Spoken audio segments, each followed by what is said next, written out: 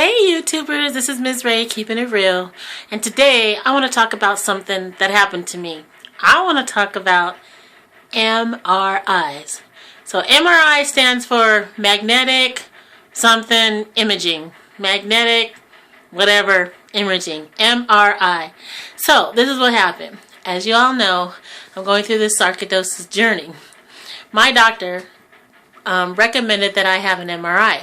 So last week I took off to the University of Washington to have this MRI done. Now let me tell you about the first time I took off to University of Washington to have this done.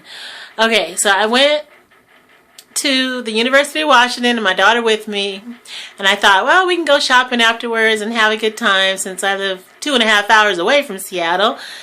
So went to the hospital there where I was to have this MRI done. And so I was all gung-ho, like, oh yeah, I got this. This is going to be easy. Yeah, you know. I had no idea what I was about to get myself into, okay? What happened, I went to the back after waiting for an hour and a half after I arrived there. They put an IV in my arm.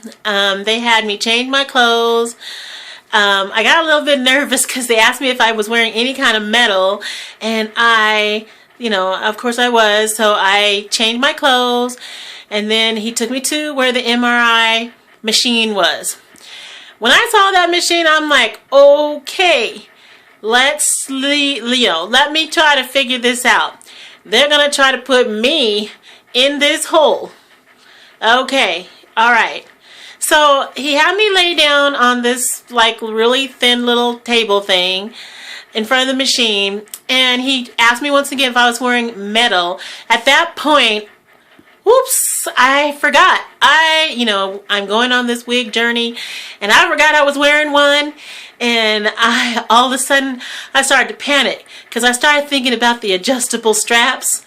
Ooh, and I thought, well, I wonder if those little tabs on the side are metal, but I was so embarrassed. I didn't want to tell him that I was wearing one, so I didn't say anything. Panic number one. Then, after I had the IV, he put leads on me, so I guess they can regulate your heart while you're in there, and, that's pretty typical.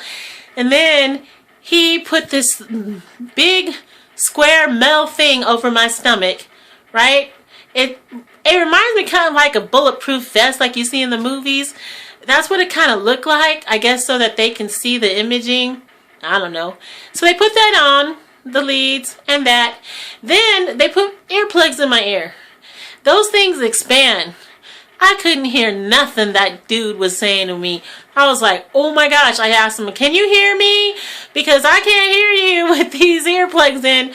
Not only that, they put these big giant huge earphones on your head. They're huge. So on top of the earphones, I couldn't hear nothing but rah, rah, rah, rah, rah, rah. So luckily, he asked me, and I don't know if he was shouting or what, because I sure as hell couldn't hear him. He said, do you want some music? What kind of music do you like? And I'm like, all I'm worried about is, are you going to be able to get me into that tube? So when the time came for him to lift up the bed and put me in there, I tilted my head back, and I thought to myself, oh hell no.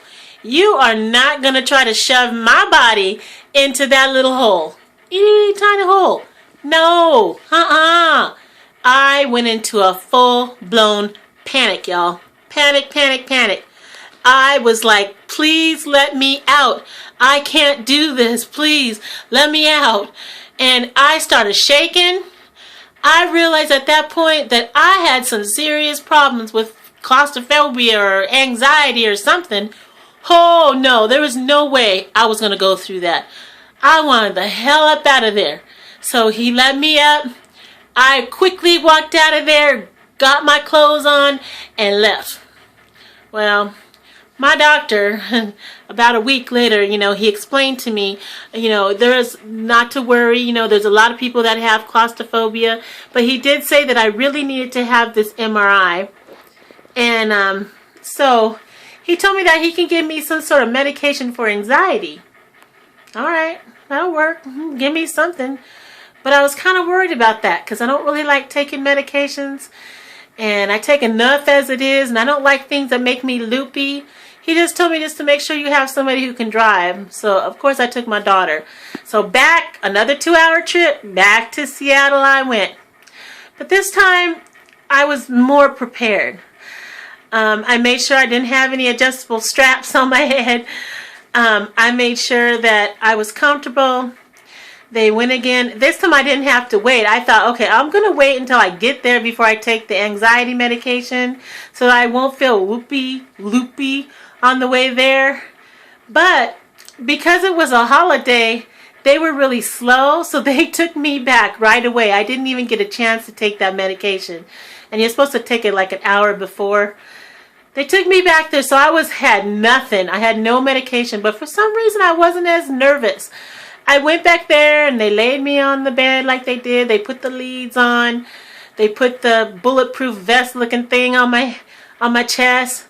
And the earphones. They put on some R&B music for me.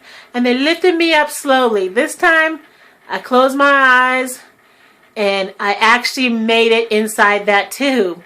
Okay? It was interesting. I looked up and all I could see was white. So to keep me from going crazy, I started thinking about clouds because it looked like it was a bunch of clouds, and I started thinking about the places I wanted to go, things I needed to do. I was in that tube for an hour and a half, okay? I was holding my breath. Sometimes I held my breath too long, but I actually did it. I couldn't believe it. And when I started to get the little panicky moments, I started thinking of something else. I closed my eyes and I thought about what I wanted to eat because I was hungry. Okay? I didn't eat anything before I went. I was so hungry. So, and every once in a while I would tip my head up and you can actually literally see out. So the hardest thing in an MRI is to get through the tube. Once you're inside of that tube, it's not that bad, folks. I mean, I was there an hour and a half and I was able to psych myself out. What I needed without the medication, without anxiety medication. So I just wanted to share this experience with you. I actually went through the whole hour and a half, and I was so proud of myself because I didn't think I could do it. So I just wanted to share this with you because just to let you all know that you can do anything you set your mind to. I know that people who are claustrophobic, I know that I started wheezing while I was in there because I felt like toward the end, I felt as though I was having a lack of oxygen and it was getting really difficult for me. So I'm glad that I wasn't in there longer than an hour and a half because I don't think I could have. I was about to tell the guy, get me the hell up out of here. But I did. So if you have any questions, anyone who's going to have an MRI, and if you have any worries, please ask me a question. I'll be happy to answer any questions that you may have. So thank you for listening and going with me on this journey of healing. And please, once again, thank you very much for taking the time to watch this. Be blessed and have a great day. Thank you. Bye.